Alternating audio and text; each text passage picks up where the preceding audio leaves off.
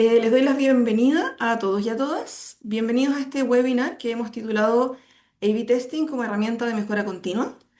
Le pusimos la bajada de evidencia, implementación y aprendizaje, enmarcado, como ustedes bien saben, en la semana de evaluación de G-Local de este año. Yo me presento, soy Claudia Chiang de la Fundación Luxich y hoy día voy a tener el gusto de ir presentando a nuestros panelistas. Vamos a tener tres presentadores y al final vamos a tener un espacio de preguntas por los cuales nos pueden ir dejando sus preguntas en el chat o pueden ir levantando la mano y al final de las presentaciones todas yo voy a ir tomando ciertas preguntas y las vamos a ir conversando. Y con eso me gustaría dar paso a nuestro primer presentador que es Eduardo Vargas. Eduardo es Senior Manager en la unidad de Right Fit Evidence de Innovations for Poverty Action. Y Eduardo, con eso yo dejo de compartir para que tú puedas compartir tu propia pantalla y el Zoom es tuyo.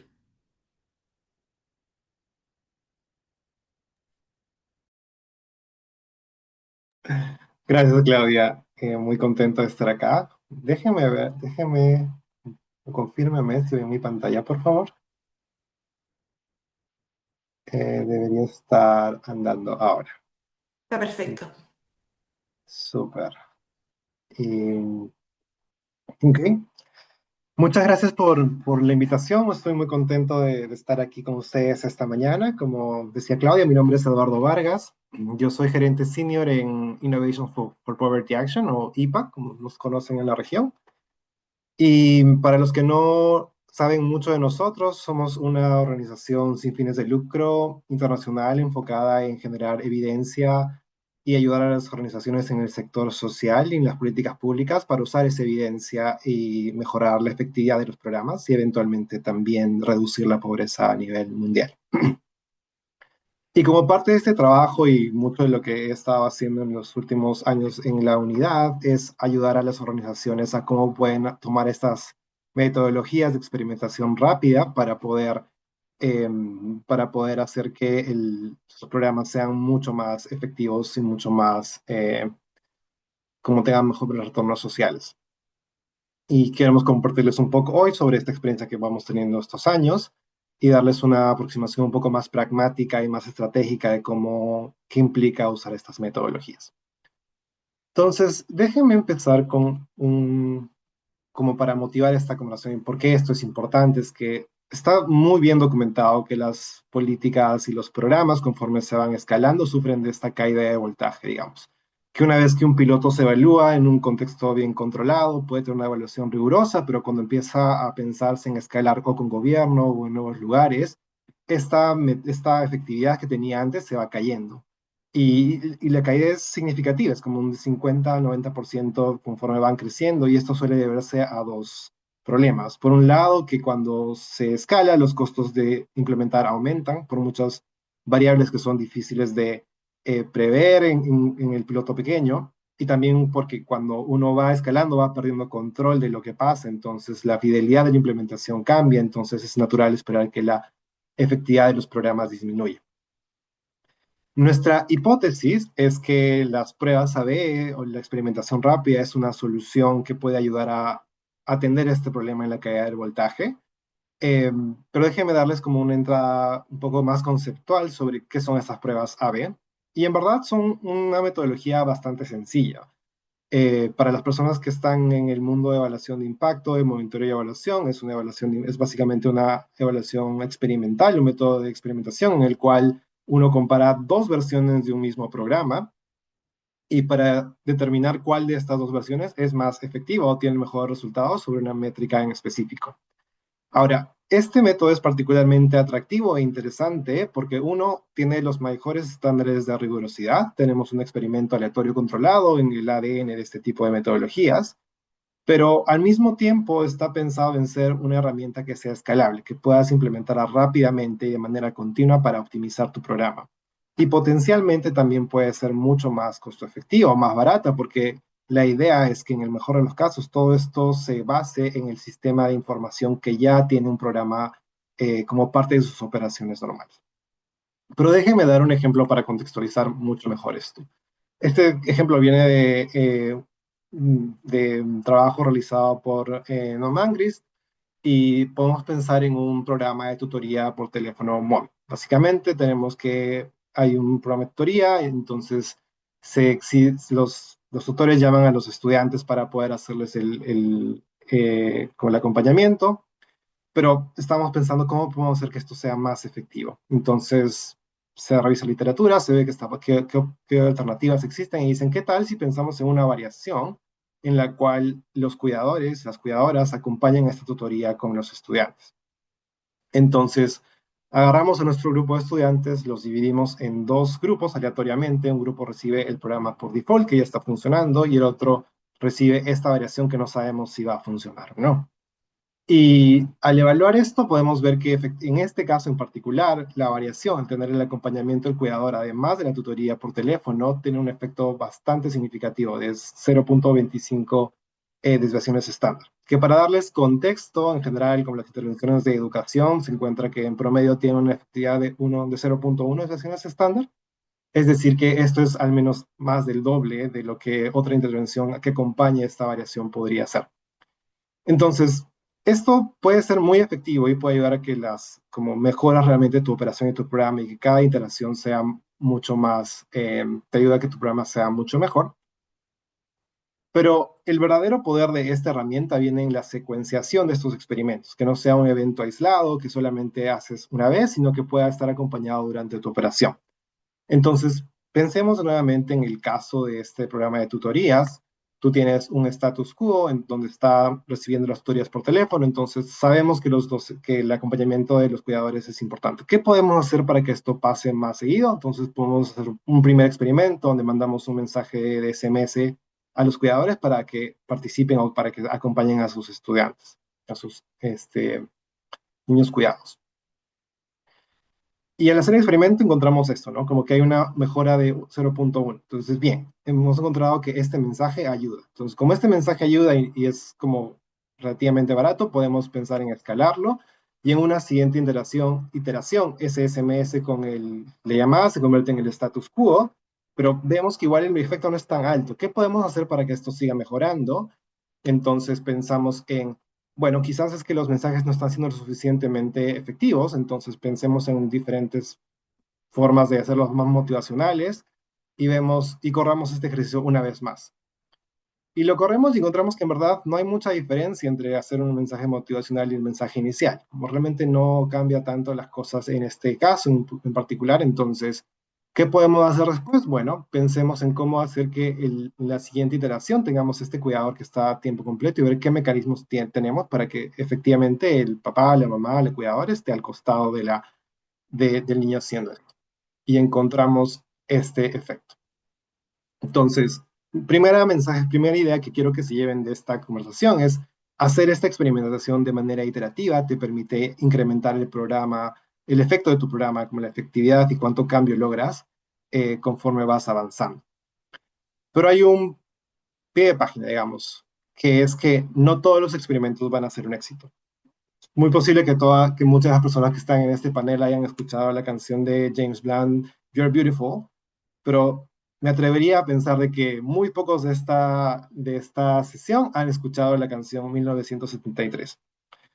Y esto es porque es natural que esto pase. Cuando uno piensa en innovación, cuando uno piensa en ajustar e iterar cosas, la mayoría de las cosas que vamos a probar no van a funcionar. Y de hecho hay literatura que documenta esto súper bien en el sector de tecnología.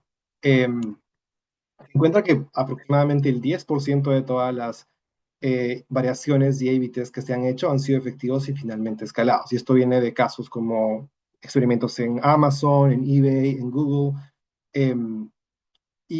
Hay como cierta evidencia, cierta tendencia que en el sector social estas tasas son un poco más altas, pero incluso con eso, lo que esto significa es que una parte importante de los experimentos que ustedes hagan no van a funcionar y hay que estar abiertos a aprender de esos experimentos que no tienen resultados que son escalables. Entonces, quiero que se lleven dos ideas con esto hasta ahora. La primera es que experimentar frecuentemente es valioso, pero también que muchos de estos experimentos no van a funcionar. Entonces, la pregunta que queremos ayudar a responder con lo que sigue esta presentación y con lo que viene haciendo IPA en el sector en desarrollo es, cómo puedo invertir mejor mis recursos en investigación para que tengamos un mejor retorno. Y nosotros les proponemos dos cosas. La primera es que es muy importante ser estratégico con elegir qué experimentos correr y tener un proceso estructurado y riguroso de cómo elegir esas siguientes iteraciones. Y la segunda cosa es que esto necesita cierta infraestructura detrás del sistema de su operación de programa y es importante desarrollar esas capacidades para que esta implementación sea un ejercicio frecuente y poco costoso. Y ahora les voy a contar un poco de cómo nuestro equipo está ayudando a organizaciones en el sector a atender cada uno de estos dos problemas. Vamos al primero. ¿Cómo diseñar pruebas con alto potencial? Nosotros pensamos en que este es un proceso que se puede llevar en tres partes. El primero pasa por identificar mejor cuál es el experimento que vale la pena hacer con una perspectiva de costo-efectividad, que ahora voy a explicar un poco más adelante. La segunda es identificar indicadores dorados o indicadores como muy importantes que te permitan que sean suficientemente influyentes en la operación de tu programa. Y la tercera es aprender lo más que se pueda del sector para elegir cuál es la variación que hace más sentido de intentar. Entonces, déjenme contarles un poco más de esto. Primero, para identificar dónde queremos hacer las mejoras, el punto de partida es pensar cuál es la costo-efectividad del programa. Y esa es no solamente nuestra meta objetivo, sino también el framework o el esquema mental que vamos a usar para elegir. Y esto puede ser queremos que nuestro programa aumente su alcance, es decir, llegar a más usuarios. Queremos que nuestro programa aumente su eficacia, es decir, como la consistencia interna del programa en sí mismo. O queremos que el programa sea más barato de producir. Entonces, esto se puede ver a través de la teoría de cambio, y en una teoría de cambio tú puedes identificar dónde existen espacios para mejorar alguno de estos tres levers que son lo importante. Entonces, lo primero es elegir una de estas tres cajitas y pensar en estos experimentos o esta secuencia de experimentos va a enfocarse en resolver este problema. Luego, toca pensar en cuáles son estos indicadores que vale la pena mejorar, como sobre qué métrica voy a optimizar. Y nuestra experiencia nos ha mostrado que es muy importante empezar a la teoría de cambio, como tener claridad sobre cuáles los mecanismos de impacto que tu programa quiere hacer, te va a ayudar a determinar mejor cuáles son esos indicadores. Y esos indicadores deberían tener estas características, como tiene que ser, por un lugar, una métrica relevante para el producto. Lo más, si es que es, digamos, un programa educativo, lo más cerca a aprendizaje que pueda llegar es mejor. La otra cosa es que debe ser tienen que ser un indicador de respuesta rápida. Es decir, que puedas como recogerlo rápidamente durante tu implementación y no tengas que esperar mucho tiempo. A veces pasa que cuando estamos haciendo programas de empleabilidad queremos medir como qué tanta es la calidad del empleo de la persona que ha participado en nuestro programa. Pero es difícil que el resultado inmediato del entrenamiento sea un cambio digamos, que esté en una industria súper rentable. Entonces, pensar en indicadores que vengan más temprano que te permitan ajustar el camino es una sugerencia importante. Y, y otra vez, que se pueda medir a escala y que se pueda usar rápidamente durante tu operación. Entonces, para hacer esto mucho más concreto, quiero mostrarles unos ejemplos que pueden servir mucho para hacer esta elección. Cuando pensamos, les decía, tenemos el alcance, cuántas personas llegamos, qué tan eficaz es la parte interna del programa y qué tanto podamos hacer eficiencia. Entonces, acá hay algunas métricas que voy a dejar nada más en la tabla, pero que pueden servir para ilustrar qué es lo que se puede optimizar cuando pensamos en esto. Y el tercer paso es identificar y priorizar las variaciones que para probar. Y aquí lo más importante es aprender mucho de lo que está pasando en las operaciones de mi programa, como las personas que interactúan diariamente con mis usuarios o con los beneficiarios, son los que tienen muchas ideas de cuáles son los problemas que enfrentan, pero también es útil hablar con esos usuarios y preguntarles por qué este programa no está funcionando para ti. Y también muchas de estas respuestas ya han sido respondidas por otras organizaciones. No necesariamente van a encontrar estos detalles en digamos, un paper publicado en un journal, pero en muchos de los blog posts, muchos en la historia que tienen los programas que son referentes en el sector, o muchos de los incluso artículos en revistas de administración, suelen tener algunos insights importantes sobre qué puede ser útil en ese sentido. El segundo paso es definir cuáles son las variaciones que quieren hacer, ¿verdad? Una vez que ya tienes, como sabes qué está pasando afuera y cuáles son los problemas, puedes empezar a pensar qué tipo de innovación puede ser la que me ayude a solucionar este problema en particular. Y hay algunos ejemplos que están en la pantalla para que puedan como ilustrar qué podría ser útil. Pero finalmente, una vez que tienes esta suerte de candidatos, puedes pensar en la relevancia y en la viabilidad de la implementación como para priorizar cuál de estos ejercicios son más importantes y luego secuenciarlos. Y este es el proceso que hemos seguido con una organización que se llama Mentu, es una startup colombiana que entrega ayuda a profesores y han desarrollado un algoritmo de inteligencia artificial para ayudar a los profesores a planear las clases con un enfoque de variabilidad del aprendizaje en los salones. Entonces ellos habían enfocado que sí. Para mí lo más importante en este momento es mejorar el impacto del programa, la parte de eficacia. Entonces vamos a ver qué parte de la teoría de cambio es muy importante para esto. Entonces ellos eligieron este feature en particular dentro de su producto, que era darle contexto al bot para poder hacer que el resultado sea muy personalizado a los perfiles de los estudiantes en la clase. Y esto permitía y lo que ellos querían es que la mayor cantidad de profesores puedan usar eso. Entonces, implementaron una secuencia de IBTs donde el primero consistía en cómo podemos hacer que los profesores tomen hagan más esta tarea que es importante para la efectividad de producto y encontramos que funcionó. Puedo contarles un poco más eso más adelante, pero es este cambio. Entonces, esta es la primera parte. No voy a entrar en mucha profundidad en esta segunda parte, pero una vez que ustedes ya tienen como un proceso claro para elegir cuál es la variación y cómo elegir qué experimentos implementar, la otra parte crítica es tener un sistema, una infraestructura de información que les permita correr estos experimentos de manera barata. Y quizás a estos tres pasos que pasan por tener un sistema de monitoreo robusto, tener las configuraciones de los datos necesarios para que esto pase. Esto incluye tener un algoritmo de la autorización adentro y también tener como dashboard y herramientas para visualizar y que permitan que el resto de las personas puedan acceder a esta información. Y finalmente tener un proceso establecido para interpretar los resultados y tomar las decisiones. Solamente quiero enfocarme en el primer punto porque creo que es fundamental para la implementación de estos programas, que es qué cosa es tener un sistema de monitoreo robusto, ¿verdad? Y el punto pasa porque si es que no puedes medir qué está pasando con tu programa, no vas a poder implementar esto de manera rápida y continua. Nosotros hemos encontrado que hay cuatro dimensiones que hacen o que pueden justificar que un programa o un sistema de monitoreo sea suficientemente robusto como para pensar en experimentar encima de este, porque al final la experimentación es como un enchufe que va encima como un adicional que se conecta a esta infraestructura más grande de monitoreo. Y lo más importante es que tengan esta frecuencia automática y granular, que puedan recoger datos de manera continua y en el nivel, digamos, en el nivel adecuado, que sean datos de alta calidad, que tengan incluidos sistemas de quality control que permitan saber que no hay como, patrones o tendencias raras en los datos que están subiendo. Es importante que esta información sea almacenada de forma segura, pero también que tengan el recuento histórico de cómo se ha estado comportando esta información a lo largo del tiempo y a lo largo de implementaciones para tener puntos de comparación. Esto es particularmente útil cuando tienen que hacer cálculos de poder. Y finalmente, que sea accesible, que es una parte que muchas veces se ve y se ignora, es que en los programas y en los equipos donde el uso de la experimentación es muy efectiva, han logrado solucionar el hecho de que no haya una persona que sea quien tiene, digamos, el filtro de toda la información para la organización. Entonces, si una persona de producto o de programa puede entrar a la base de datos y encontrar la información que necesita de manera segura, es un sistema que hace que la información sea accesible. La idea es que a lo largo de los proyectos que ustedes hagan puedan ir construyendo progresivamente un sistema de información que tenga estas características.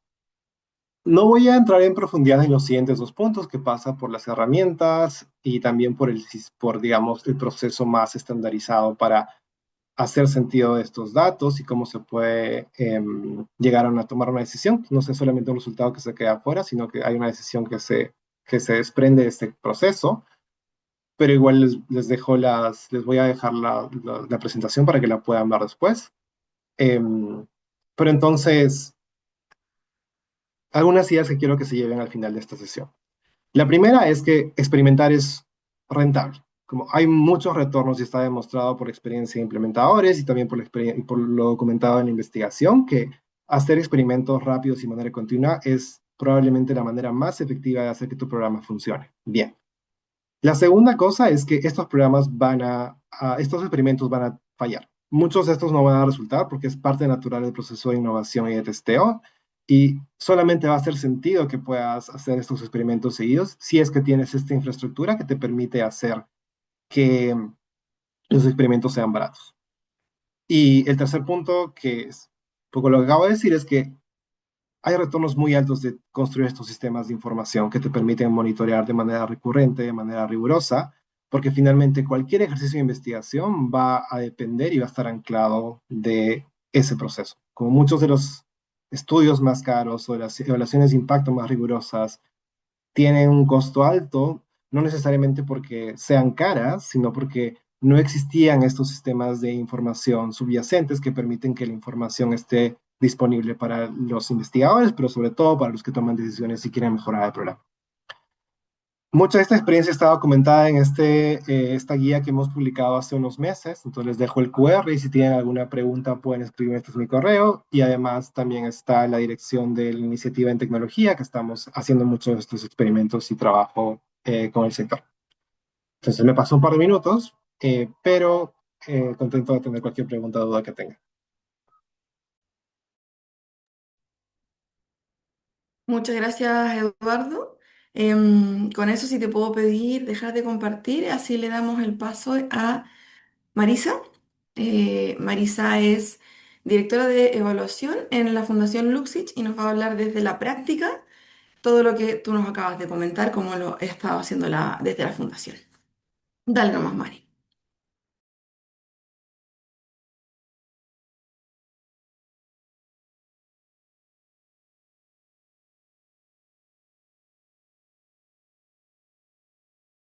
Eh,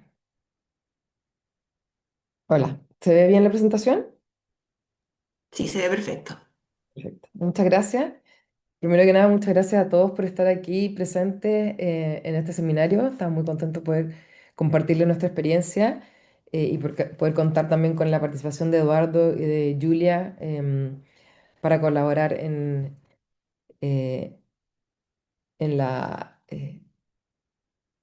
en poder compartir esta información sobre los A/B testing. Em, Desde la Fundación Luxich queremos mostrarle nuestra experiencia en el uso de A/B testing para el aprendizaje y la implementación de calidad. En el propósito de la Fundación Luxich es impulsar el desarrollo de Chile, confiando en las capacidades de las personas para generar bienestar. Esto lo hacemos a través de nuestros programas de manera directa, pero también buscamos transferir capacidades a otras organizaciones de la sociedad civil, compartiendo lo que hacemos y lo que hemos aprendido.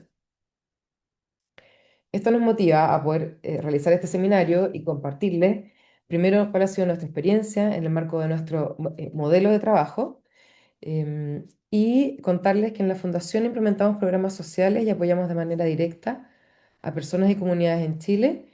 Para diseñar nuestra iniciativa nos basamos en evidencia y consideramos la experiencia del usuario, porque lo ponemos al centro en el diseño de nuestros programas, lo que nos permite contar con implementaciones de calidad. Esto lo sabemos porque todos nuestros programas se evalúan constantemente para poder impulsar también una mejora continua con el objetivo de asegurar un servicio de alta calidad y con impacto para el país.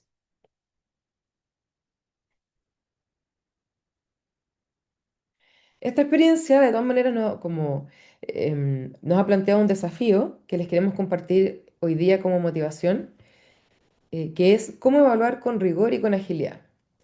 Creemos que la evaluación iterativa o A/B testing aplicado en programas sociales ofrece una respuesta concreta ya que nos permite mejorar mientras se implementa y escalar también lo que hemos podido demostrar que funciona. En la Fundación Luxich llevamos más de 5 años haciendo evaluaciones de impacto y tenemos una orientación hacia el escalamiento y la flexibilidad, buscando mejorar siempre. No algo que no aprende en los libros, sino que en la práctica, que es saber cuándo un método está al servicio del programa o cuándo lo traba. Creemos que trabajar con evidencia y rigor no es incompatible con ser ágil. Entonces investigamos opciones y dentro de las en el fondo, distintas alternativas, llegamos a el A/B testing, como lo comentaba Eduardo, una metodología más ágil para poder realizar evaluaciones continuas. Pero el A/B testing no es una idea nueva. em, las empresas tecnológicas la han usado hace décadas también en el marco de metodologías ágiles o metodologías Lean y la experimentación continua. Pero nosotros proponemos traer esa lógica al diseño y mejora de programas sociales con el mismo rigor que exige la academia, pero también con la velocidad que exige la gestión. Para entender por qué esto importa, queremos poner un poquito en perspectiva también el método que se ha utilizado principalmente en la evaluación social de programas y parte de nuestra historia. La evaluación de impacto sacó la experimentación del laboratorio y la puso al servicio de las políticas públicas. Nos ha dado certeza sobre hipótesis que antes eran solo intuición, pero en la práctica tiene un costo operacional alto. Congela procesos que en momentos donde la implementación necesita ajustarse y entrega resultados en plazos que no siempre calzan con el ciclo de las decisiones. El A/B testing, en cambio, no reemplaza la evaluación de impacto, sino que se pregunta otra cosa. Pone el foco en el producto, en la operación, en los mecanismos intermedios y permite aprender más rápido y ajustar mientras el programa está vivo. La pregunta no es cuál mejor, sino cuál responde la pregunta que queremos eh, responder en cada momento o en cada programa o en cada organización. Y eso es exactamente lo que nos mostraron dos casos que queremos compartirles hoy. Nos enfrentamos en el desarrollo de nuestros programas y en el diseño de las evaluaciones que realizamos, dos objetivos distintos que nos llevaron a optar por este método. En un programa en el ámbito de educación con el objetivo de escalamiento, nos preguntamos qué versión del programa funciona mejor para poder masificar el programa. Por otro lado, en un programa de emprendimiento, necesitábamos entender mejor el mecanismo, de manera de definir qué estrategia de apoyo genera mayor impacto para cada perfil de emprendedor.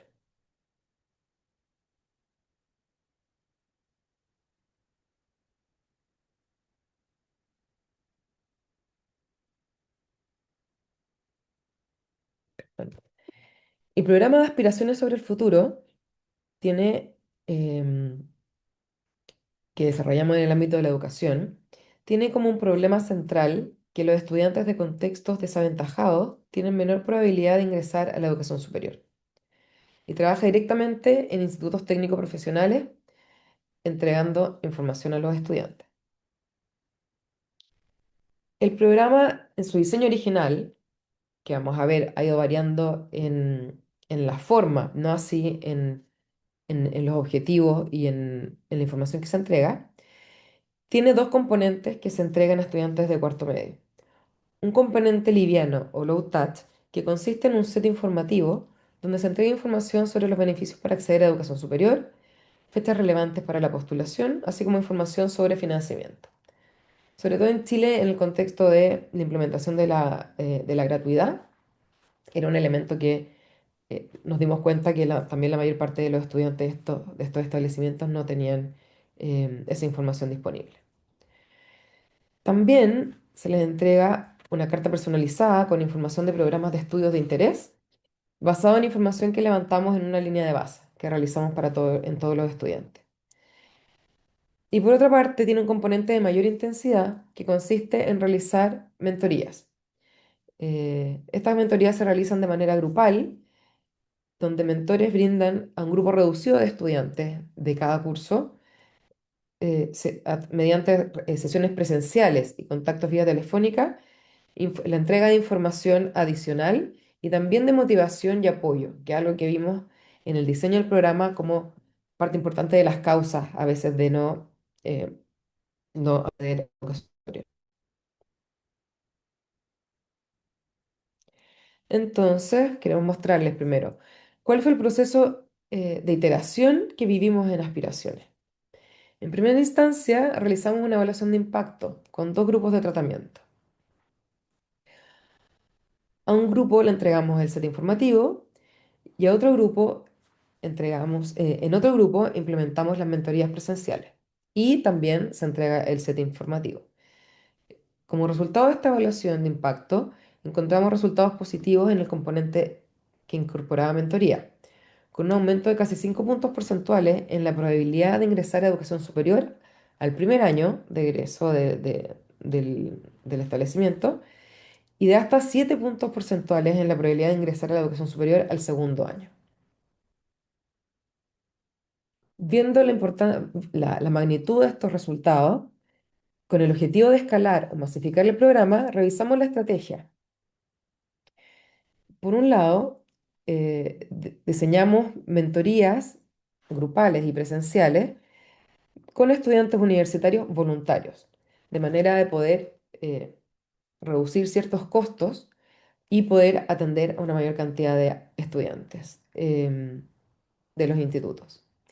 Y por otro lado, diseñamos un piloto de capacitación a docentes, donde el objetivo era instalar las capacidades de realizar las mentorías en los docentes de los establecimientos, de manera que ellos pudieran abarcar a una mayor cantidad de estudiantes. A partir de los resultados de las evaluaciones de implementación solamente en esta etapa, de las mentorías voluntarias y de capacitación docente, vimos que la primera tenía problemas de gestión importantes relativos a la coordinación de los voluntarios. En tanto, en el piloto de capacitación a docentes tuvimos mejores resultados en la implementación. Esto nos llevó a pasar del piloto a una implementación como completa de este componente de capacitación docente, pero también a rediseñar la mentoría, manteniendo el foco en el escalamiento. Por lo cual realizamos una segunda evaluación de impacto, donde quisimos comparar el programa de capacitación docente con una versión de las mentorías realizadas de manera online y también comparando con la versión donde sabíamos que teníamos resultados, que era la mentoría presencial. De esta evaluación de impacto hemos tenido algunos resultados intermedios interesantes, sobre todo en conocimiento, pero aún estamos a la espera de los resultados finales de la evaluación. Mientras tanto, decidimos realizar ciertas mejoras al componente de mentorías online, incorporando estrategias para mejorar la participación de los estudiantes. Nos dimos cuenta que el take-up en las mentorías online no era el mismo que en las mentorías presenciales y quisimos reforzar ese elemento. Para esto diseñamos un A/B test. En primer lugar, considerando un modelo A que se entregaría que se compondría además de las sesiones de mentoría que se les ofrecen a los estudiantes, em, ciertos recordatorios para mantener la vinculación con el mentor.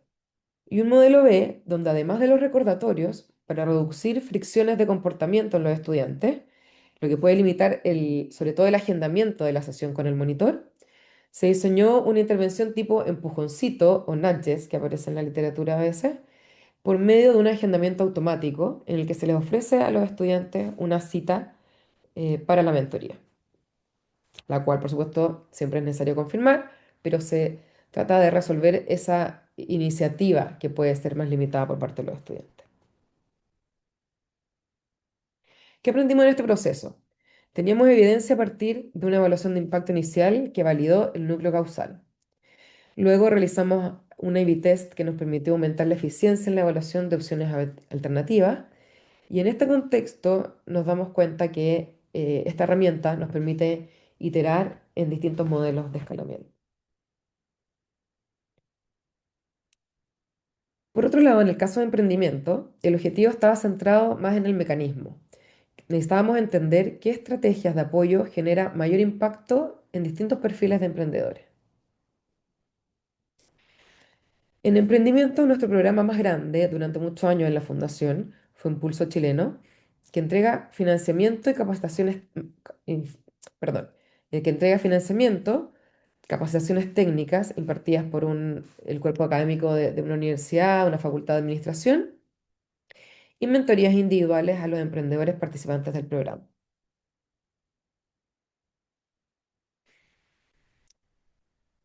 En Impulso Chileno realizamos una evaluación de impacto grande que comenzó el 2023. Contratamos una consultora especializada, hicimos un sorteo en vivo y una línea de base que duraba casi una hora. Además, por medio de un convenio, estamos analizando también datos administrativos relativos a las ventas y a otra información de los emprendedores. Em, Todo lo anterior han hecho que este sea un proyecto muy pesado y con tiempos desfasados de la operación. Recién, el 2026, estamos viendo que hay un aumento en ventas de los emprendedores, pero en un grupo pequeño de estos, y no está muy claro cómo podemos diseñar un programa específico para el segmento. Entonces, en vez de volver a hacer una evaluación larga y pesada, cambiamos la estrategia. Pasamos de una evaluación de impacto con resultados no concluyentes a diseñar dos experimentos en que les voy a mostrar, les voy a comentar primero uno, pero diseñamos dos experimentos que en vez de tratar de evaluar todos los componentes, separan el programa para entender qué funciona y en qué magnitud. Entonces, en el primer experimento, evaluamos al mismo público objetivo que participaba en el programa de impulso chileno, pero solo con el componente de financiamiento. Y definimos dos grupos de tratamiento que tenían un monto diferenciado de financiamiento. Incorporamos en este caso además un grupo de control. En el segundo experimento cambiamos el público objetivo y diseñamos un A/B test donde queremos entender cuál es la razón entre las ventas de los emprendedores y el monto entregado que hace la diferencia. En este caso, avanzamos directamente ya a un modelo de A/B test donde probamos solamente dos montos. De esta manera, en el primer experimento vamos a saber si hay un impacto, dado que tenemos un grupo de control, y en el segundo que vamos a poder entender cuál es el mínimo monto relativo que es necesario entregar para mantener ese impacto.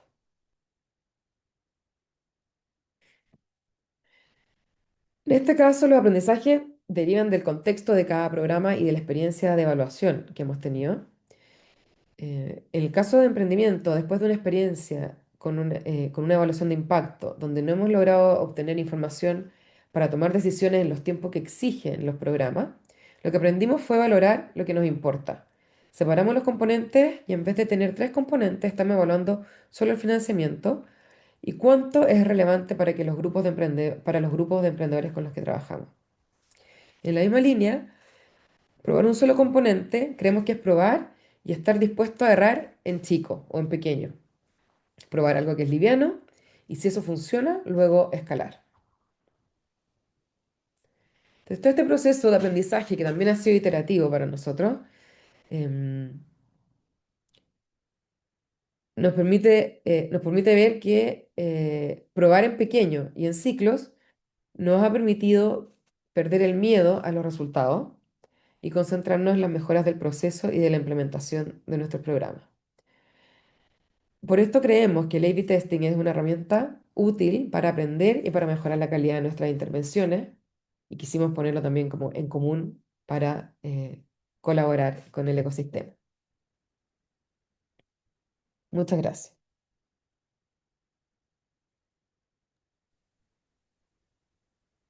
Muchas gracias, Marisa. Ahora le vamos a dar el paso a nuestra última presentadora, que es Julia Saiter. Julia es investigadora asociada senior en la Universidad de Chicago, en el Departamento de Economía, y ella nos va también a hablar de experimentos en contextos reales. Dale nomás, Julia. Muchas gracias, Claudia, y buenos días a todos.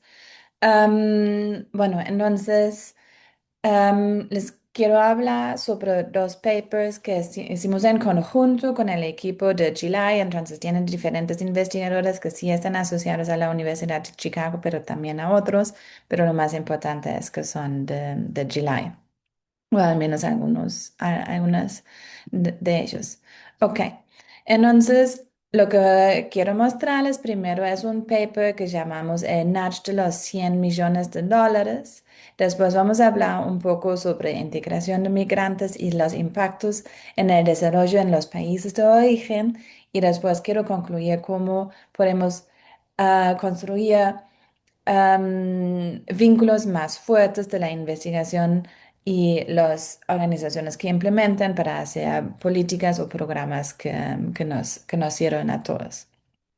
Ok, listo. Entonces vamos a hablar primero sobre el nudge de los 100 millones de dólares. Entonces el contexto de este primer estudio es que en la República Dominicana el, eh, la recauda de los impuestos es solo 13% del PIB. Entonces, eso es diciendo que está muy bajo relativamente a otros países, ¿ok? Al mismo tiempo, hay una evasión del impuesto corporativo que está estimada en unos 62% en el 2017. Entonces, lo que hizo el gobierno de la República Dominicana es que en 2018 hicieron una reforma que entró una nueva ley que sumó cárcel y multas severas por evasión.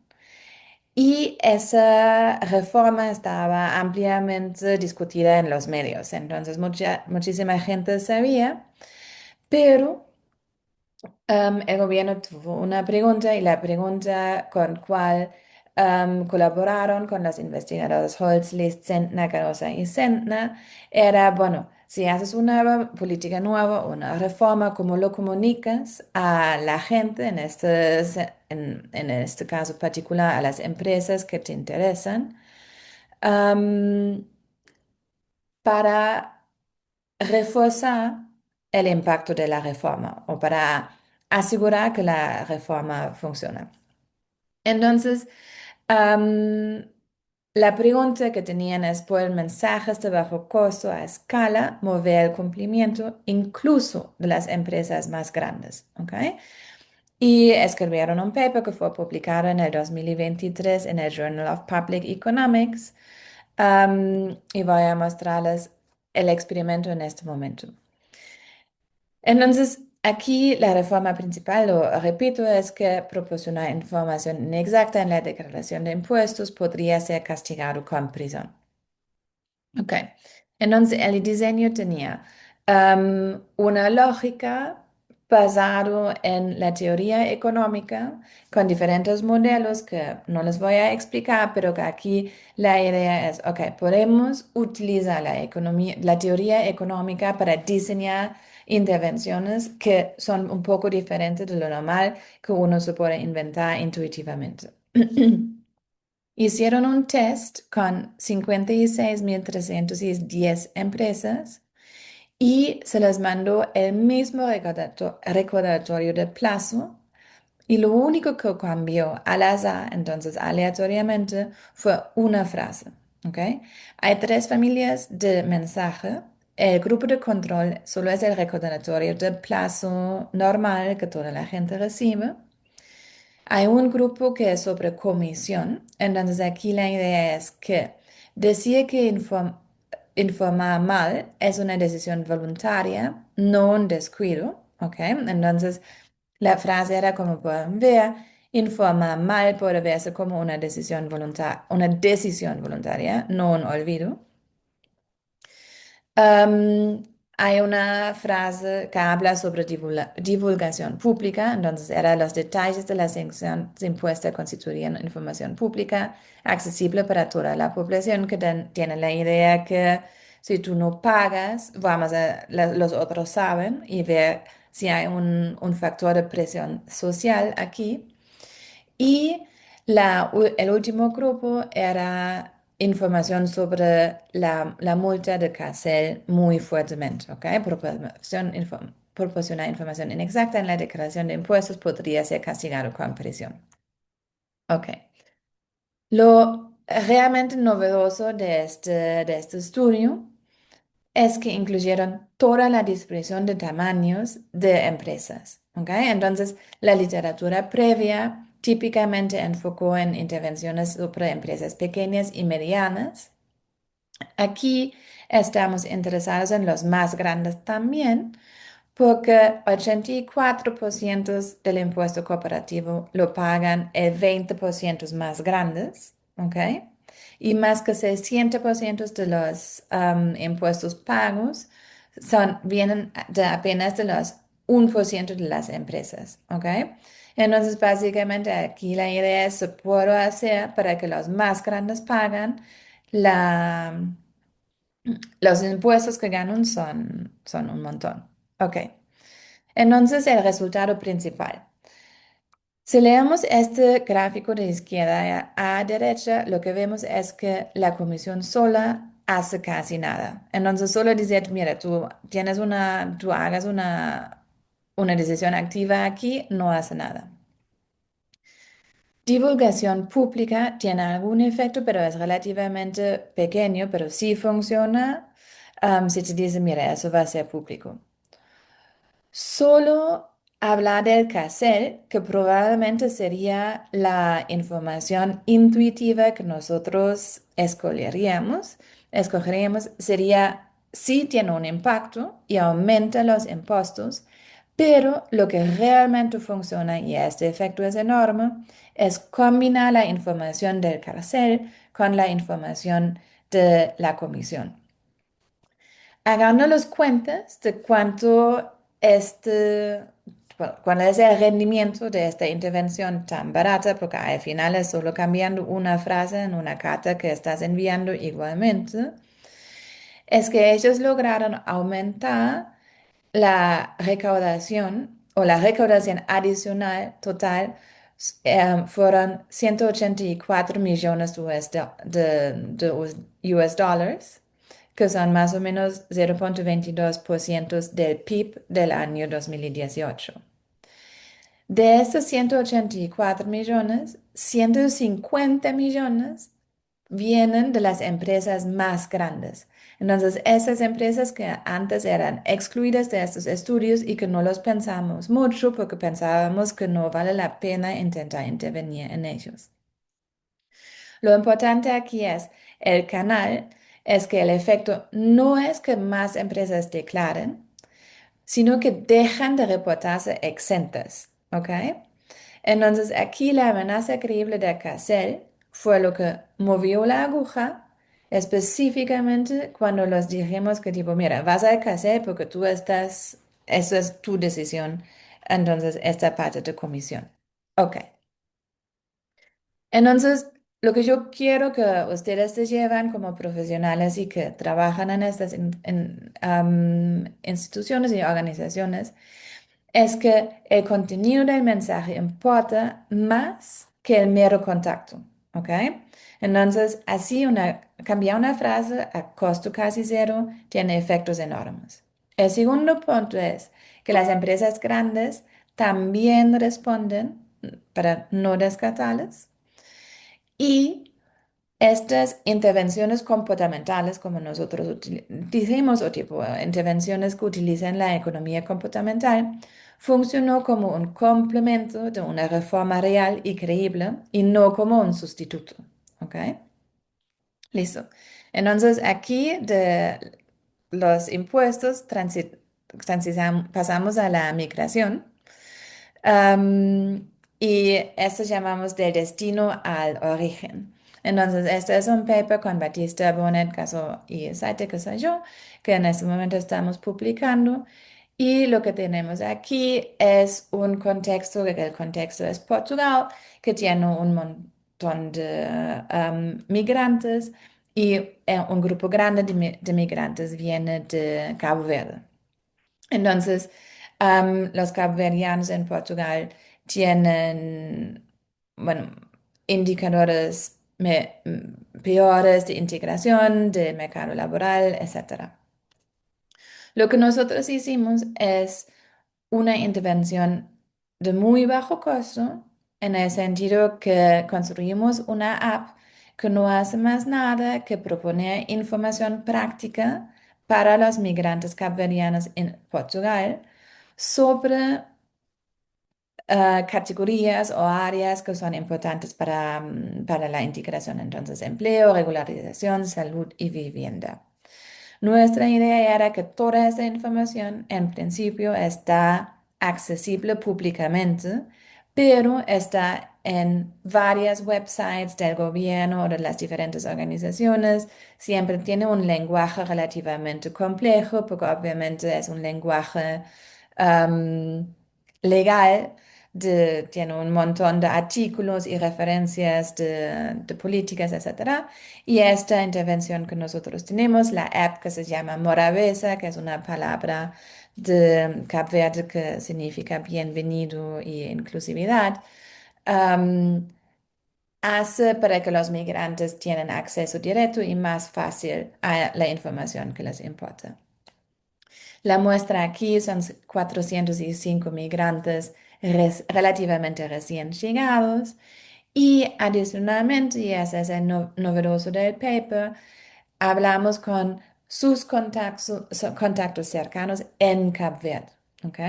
Entonces, eso tenemos 339 y aquí la idea es que queremos saber si la app funciona para los migrantes en Portugal, pero también queremos saber si aumentar la integración en Portugal tiene efectos de contagio en el país de origen y cómo lo medimos eso es para hablar también con los contactos cercanos que quedaron en Cabo Verde y tenemos un planeamiento de tiempo de más o menos 18 meses. Ok, entonces, ¿qué encontramos? Aquí, am, lo que decimos con eso es que realmente el acceso a la información o la información en sí es una barrera importante para la migración. Lo que vemos aquí con estas varitas es básicamente que la app nos ayuda en mejorar la calidad de empleo. Tenemos efectos grandes en la búsqueda de regularización. Entonces, para nosotros no encontramos muy fuertes efectos en la regularización en sí. Como lo interpretamos es que hay más barreras. Una es si buscas de regularizarte, otra es si realmente te facilitan la regularización, porque, bueno, am, las oficinas de migración en Portugal son muy llenas. Y lo que también encontramos es que se aumenta la red de los migrantes con nativos. Entonces, eso es una forma como nosotros interpretamos mayor integración en Portugal y al mismo tiempo aumentamos aspiraciones y expectativas laborales. Ok, entonces, am, para resumir lo que eso dice, es que nosotros logramos a costo casi nulo, porque la app es muy fácil de escalar, un aumento en el índice de calidad de empleo de más o menos 0,3 desviaciones estándares, que es relativamente grande. Ok. Bueno, ahora lo novedoso que implícitamente en la literatura de migración nosotros pensamos que integrar a los migrantes mejor también va a tener efectos de contagio en el origen. Nuestro estudio es el primero que logra cuantificar esa idea y lo que mostramos es que la app no decía nada sobre política ni sobre género. ¿Cierto? La app solo es sobre cómo puedes integrarte mejor en Portugal. Aún así, los contactos en Cabo Verde votan más. Entonces, eso es más o menos, esas 0,23 desviaciones estándar son más o menos 15% que votan más, que es un efecto enorme comparado con otras intervenciones. Y los contactos en Cabo Verde tienen actitudes más igualitarias de género, sobre todo los menores de 30, ¿ok?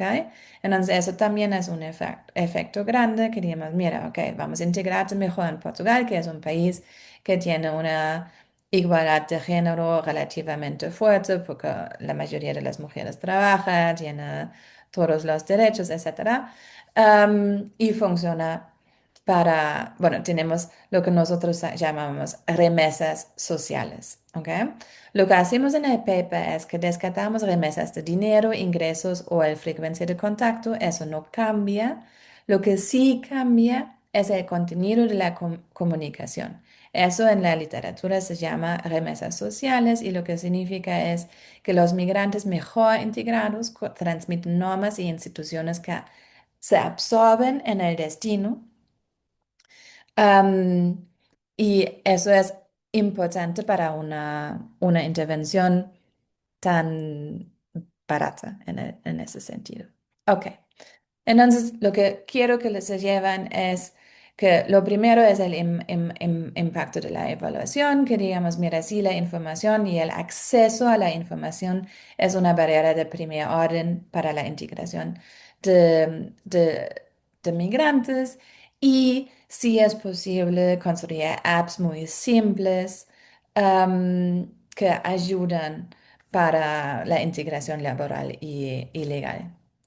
Lo segundo es que si las políticas de integración no solo tienen un efecto en el país de destino, pero sí también tienen efectos transfronterizos, que muy raras veces nosotros contabilizamos, pero que sí son importantes, ¿ok? Porque al final lo que eso significa que ambos el origen y el destino ganan a la vez, que significa que tenemos soluciones win-win con instrumentos muy sencillos y escalables. ¿Ok? Bueno, entonces los últimos 5 minutos quiero utilizar para, bueno, resumir que estos dos papers nos dicen y cómo lo podemos utilizar para la política pública y al final también quiero explicarles un poquito qué hicimos a Gila y cómo podemos colaborar. Listo. Entonces, Eduardo hizo un trabajo tremendo en hablar sobre el escalamiento y cómo podemos utilizar evidencia para escalar más eficientemente y ese es exactamente nuestro punto. También diciendo, podemos utilizar estudios económicos y específicamente estudios experimentales para probar qué funciona antes de escalar. Y el A/B testing o los experimentos en general típicamente nos ayudan mucho de convertir las intuiciones que nosotros tenemos en evidencia causal, y cuantificar esa evidencia, que típicamente nos ayuda para tomar decisiones sobre en qué programa queremos invertir, dado que no podemos invertir en todos. Lo segundo es que Franco y yo escogimos estos dos papers porque creemos que muestran que lo pequeño puede ser enorme.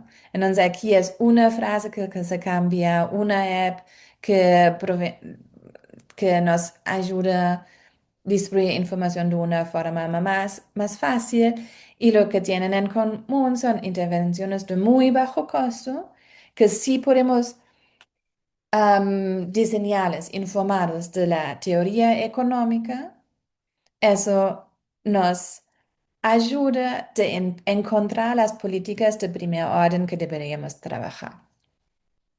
El tercero es que los dos papers tienen en común que miden lo que no se ve o que no existe evidencia antes. El primer paper porque mide los efectos en las empresas grandes, el segundo porque mide los efectos en otros países y medir estos efectos que no se ve en primera instancia tremendamente cambia el cálculo de costo-beneficio. Am, y lo último, y esa es la transición para explicarles un poco más lo que hacemos con Gilae, es que nosotros podemos codiseñar con quien implementa. Entonces, ambos los estudios se hicieron con autoridades y organizaciones locales y la evidencia útil nace de esa colaboración de los investigadores que no estamos isolados en nuestras oficinas en las universidades, no hablando con los implementadores y los implementadores no intentando solitos leer los papers y intentar entender lo que pasa, pero los dos hablando básicamente. Ok. Y esa es la idea de lo que queremos hacer y que hacemos en Chile, que es la Joint Initiative for Latin American Experimental Economics de la University of Chicago y de la Universidad de SEMA, que está en Buenos Aires. Y bueno, básicamente aquí la idea es que identificamos necesidades, entonces trabajamos con instituciones públicas, pero también con empresas privadas y organizaciones sin fines de lucro en América Latina. Y lo que queremos es definir en conjunto las preguntas que sí podemos utilizar investigación para responder.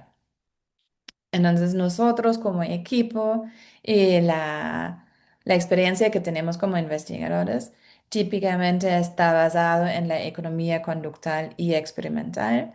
Hacemos experimentos de campo y después lo que intentamos es ayudar a esas organizaciones que trabajamos para encontrar soluciones para los problemas que tienen y bueno, intentamos de difundir y traducir esa evidencia con quienes importan. Am, Ese es el mismo método detrás de los dos papers de hoy. Entonces, identificar, utilizar teoría económica para pensar sobre los modelos de toma de decisión detrás de los individuos o empresas o lo que sea que estudiamos, experimentar y escalar lo que funciona al final. Nosotros siempre esperamos que eso genera colaboraciones que convienen a ambos lados. La evidencia que nosotros tenemos existe porque investigadores y organizaciones trabajan juntos. A veces es muy demorado, entonces a veces son muchos años hasta que tenemos una publicación final, pero esperemos que las organizaciones ganan porque sí tienen soluciones a problemas reales, am, basadas en evidencia y no en intuiciones que ojalá saben qué funciona y por qué funciona antes de invertir a gran escala. Pero como Eduard también lo dijo, necesitan la capacidad instalada para experimentar y medir de una forma sistemática. Y nosotros como investigadores ganamos es porque tenemos acceso a datos y contextos reales y tenemos la posibilidad de responder a preguntas que importan y no solo teorías. Listo. Entonces, muchas gracias. Por favor, nos escriben si tienen alguna duda o pregunta. Súper. Muchísimas gracias, Julia. Tremendas presentaciones, las tres que acabamos de escuchar. Y ahora quiero ir leyendo las preguntas del público. Tenemos a Leonor, que le gustaría preguntar a Marisa. Marisa, le gustaría saber a Leonor cuál es el grupo de control para la evaluación de impacto del programa de mentorías en estudiantes o si solo comparan entre las dos intervenciones. Hola, muchas gracias, Leonor. Em, Mira, en aspiraciones, eh, desde la primera versión, en el fondo diseñamos la evaluación de impacto considerando como un grupo de control al que para levantar información y poder vincularlo al programa, le entregamos también el set informativo. Entonces, ese grupo de control en el fondo no recibía la mentoría y luego como cuando hicimos la evaluación de impacto, verificamos en el fondo el set, de alguna manera, no generaba ningún cambio y pudimos hacer esta evaluación de impacto. Pero también ese es un mecanismo que nos ha servido para poder, como les contaba en la intervención, levantar información como de línea de base en línea con lo que decía Julia, en el fondo. Los estudios experimentales permiten a veces levantar información que no había y a partir de ese levantamiento nos dimos cuenta de toda la brecha, o sea, cuantificamos la brecha de información que tenían sobre todo los estudiantes de institutos técnicos y profesionales. Eso. Y en el Súper. caso de que está mirando acá, creo, no, y en el caso del A/B test, claro, es solamente de la última etapa, que es mentoría online. En ese caso solo estamos comparando dos formatos de mentoría. Eso. Perfecto, gracias Marisa. Ahora voy con Paulina, que viene de Junior Achievement Chile, que están tratando de escalar, entonces obviamente están buscando ver qué escalar, me imagino. Y tienen programas educativos online a nivel nacional. Esta es una pregunta abierta que la puede tomar cualquiera de nuestros panelistas. Dice, nuestro mayor desafío es la deserción en la plataforma, ya que muchos no inician o no avanzan más del 50%. ¿Cómo recomiendan estructurar un A/B test en canales de comunicación, por ejemplo, mail, WhatsApp, para mejorar la retención sin alterar el contenido pedagógico? ¿Debemos enfocarnos en los profesores, que son guías, o en los estudiantes para crear una estrategia? No sé a quién le gustaría, ¿quién tiene alguna idea de cómo podemos ayudar a Paulina?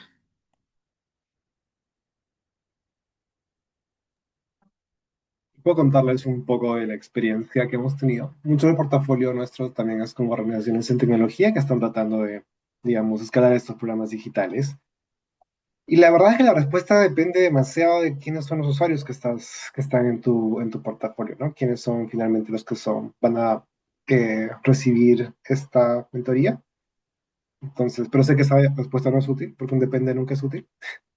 Entonces, lo que te recomendaríamos es que igual veas cuáles son las prácticas o cuál es la rutina que tienen estas personas que quieres que hagan el contenido, tratar de anclarte o tratar de abrazar esas cosas que ellos ya usan normalmente para poder aumentar el take-up, ¿no?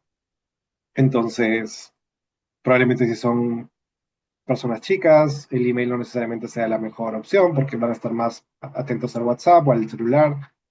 Eh, También la otra parte es pensar en, como decía Julia más temprano, ¿no? Como pensar en esto, cuáles son las barreras o cuáles son los facilitadores que van a permitir que tus usuarios puedan participar más activamente con tu programa y hacer intervenciones que te ayuden a atender esas barreras o esos como facilitadores para que sea más efectivo. Tienen más ideas por ahí. Sí, de acuerdo. Yo creo que aquí me parece muy interesante entender mejor el porqué de la deserción. Y muchas veces eso es exactamente lo que pasa cuando nosotros trabajamos con organizaciones. Es que dicen, mira, vamos, soluciona la deserción en cuanto dices, sí, sí, sí, vamos, pero entenderemos la deserción primero, porque cuando sí lo entiendes, típicamente hay dos respuestas, ¿no? Una es que dices, mira, simplemente no les interesa y puedes forzarles de participar en una actividad, pero típicamente el impacto de tu intervención o de la educación aquí, que si tú fuerzas bueno, niños básicamente, participar en una actividad que no quieren hacer, básicamente es como no hacerlo. Pero muchas veces la otra es que sí están interesados, pero tienen alguna barrera que en este momento no entendemos. Y es importante identificar cuál es para hacerlo de la forma más efectiva y para al final poder entender dónde quieres enfocar tus inversiones. Y que dices, mira, quizás lo que tenemos aquí son niños que vienen de familias diferentes y algunos necesitan esto y otros necesitan esto. Y esa heterogeneidad muchas veces sí importa para entender. Tal cual. Mari, ¿quieres agregar algo quizás de nuestro lado o paso a una siguiente pregunta? No, creo que está muy bueno el punto de Julia, como entender bien también de atrás como el problema. Dale nomás. Súper. Tenemos otra persona que quiere hacerte, Julia, una duda específica del mensaje del experimento de República Dominicana, que mencionas que los estudios previos no incluyeron a grandes empresas. ¿Y por qué? En el fondo era un prejuicio que no reaccionarían a los mensajes. Lo mencionaste como un aprendizaje, el de no asumir que no reaccionarían a este tipo de mensajes, pero le quedó la duda a ver si era por algo más. Ujú. Entonces, típicamente en esa literatura de evasión de pagar los impuestos, lo que se hizo es pensar sobre, ok, entonces tenemos que llegar a un individuo, porque al final es una toma de decisión individual. Y por eso enfocaron en los pequeños y medianos y un montón de la literatura también enfoca en personas, ¿no? Individuos, bueno, ciudadanos. Am, el tercer punto es que muchas veces es una limitación de posibilidades de implementación, que obviamente para hacer un estudio así lo que necesitas es una colaboración con un gobierno grande, que tiene un problema grande y que tiene muchas empresas grandes para que tengas el poder estadístico para medir el impacto. Entonces es un conjunto de diferentes razones que lidan para que no existía mucha esa evidencia. Y el otro simplemente es que la economía experimental o el A/B testing, o para que organizaciones estén abiertas en experimentar, no es tanto tiempo.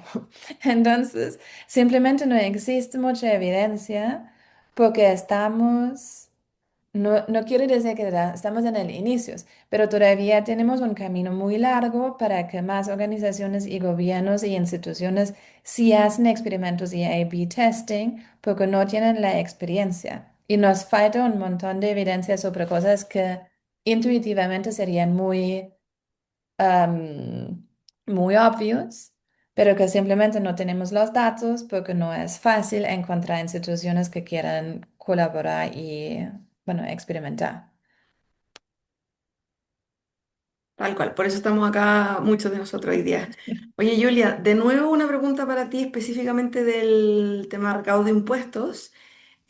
Aquí a Diego le da curiosidad si han considerado medir el efecto del mensaje en el tiempo, es decir, si Ujú. tras recibir varias veces el mismo mensaje, ¿se sigue observando el mismo aumento en recaudación o si se pierde el efecto?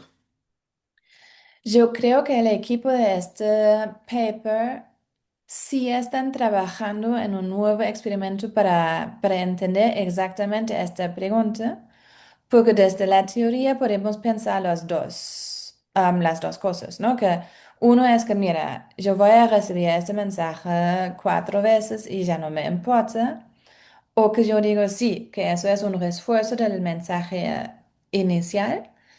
Am, y después también depende de si realmente gente van a la prisión, ¿no? Porque básicamente si tú me dices, mira, esto es una cosa muy grave, pero no pasa nada, es un efecto diferente.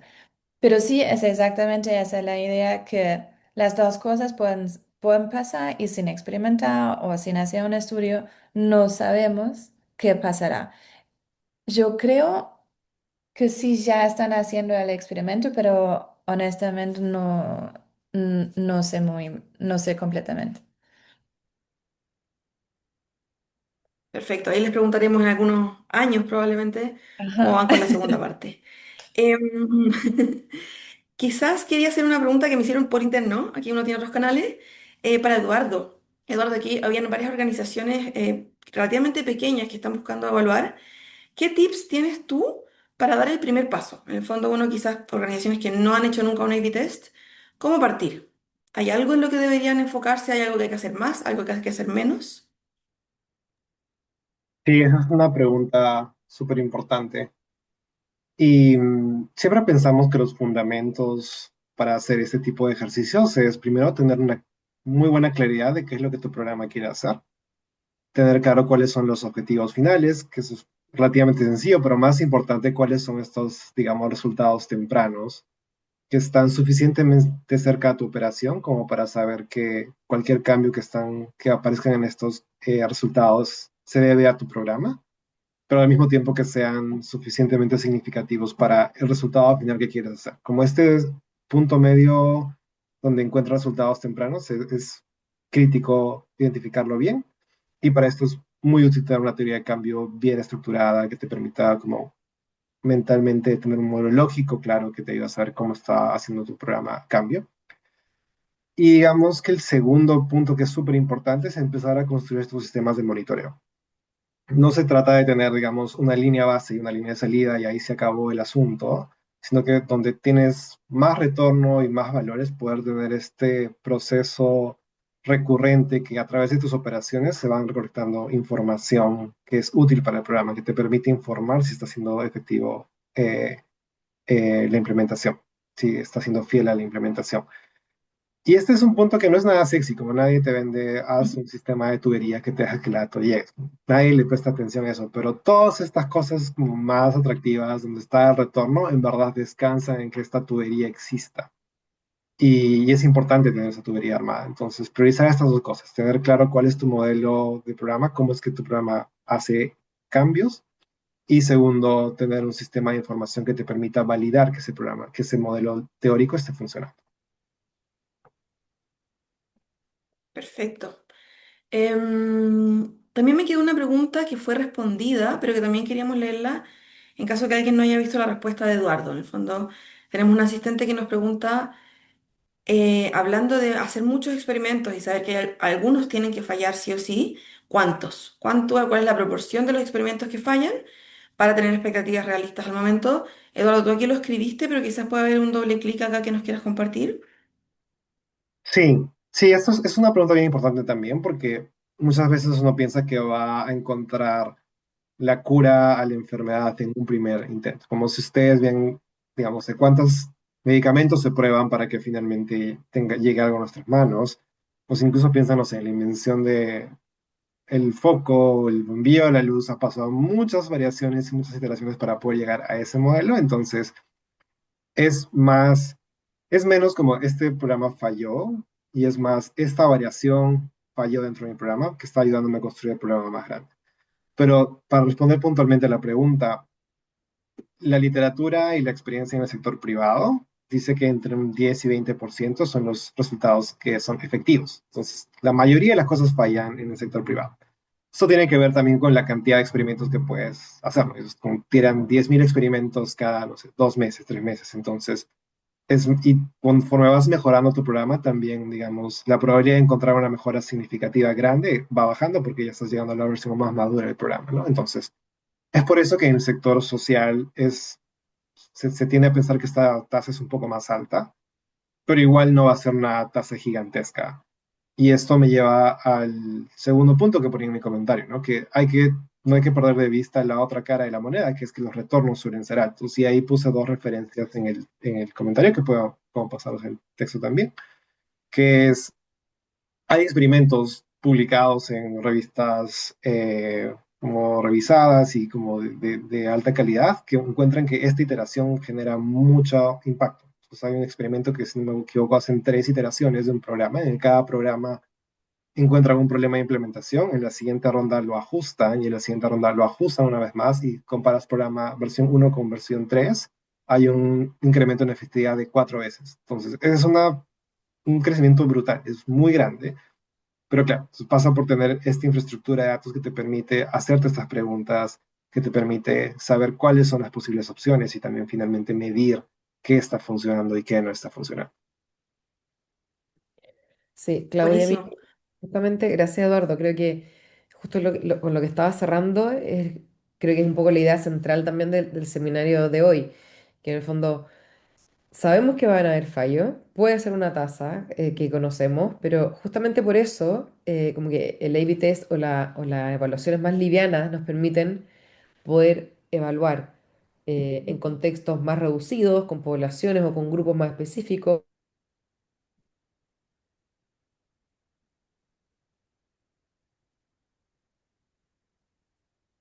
Creo que perdimos a Marisa. Perdimos a Pero María. creo que la idea de fondo es mejor fallar barato y rápido que fallar como con no quieres hacer una evaluación de impacto de un programa gigante 3 años después y darte cuenta que, ups, no funcionó. No, esa no es. No queremos que la política de desarrollo, que los programas de desarrollo sean así como, hay mucho que podemos aprender de esas como metodologías más rápidas, que finalmente se va a traducir en que la gente viva mejor. Y es lo que nos trae a este lugar. Tal cual. Marisa, no sé si sigues ahí, ¿lograste reconectarte? Si no, con eso hemos respondido todas las preguntas del público. No sé si Eduardo o Julia tienen alguna pregunta que quieran hacerle a sus otros panelistas. ¿Algo que les haya quedado en el tintero?